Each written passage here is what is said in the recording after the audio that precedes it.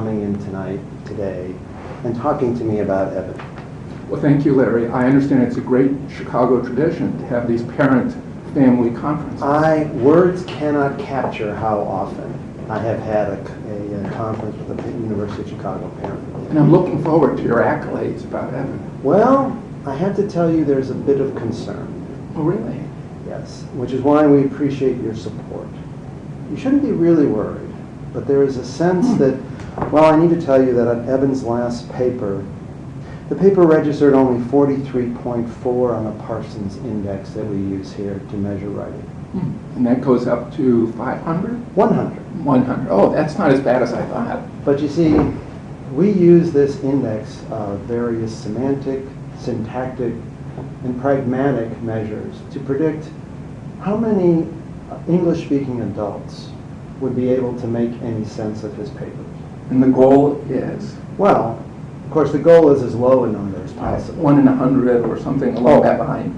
Or Well, well below that. is well, right. So at 43%, well, the other thing we call this index is the how does it work in theory index. And I'm afraid, and I suspect it has to do with home influences, that Evan is worried about how his writing works in practice. And at this university, practice is not what we care about. Which is why I wanted to talk to you, is because I feared that it had something to do with home influence.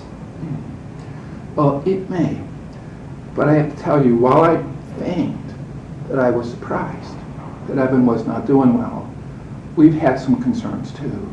And we know the erudite excellence of the University of Chicago. So my wife and I have been talking about Plan B.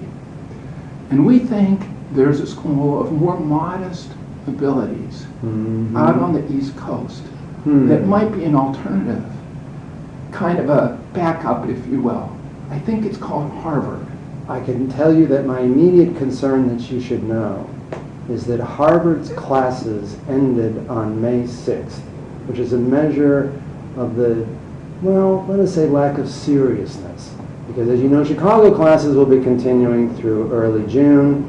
Harvard ended on May 6th, Yale on May 8th, Princeton, of course, on April 26th.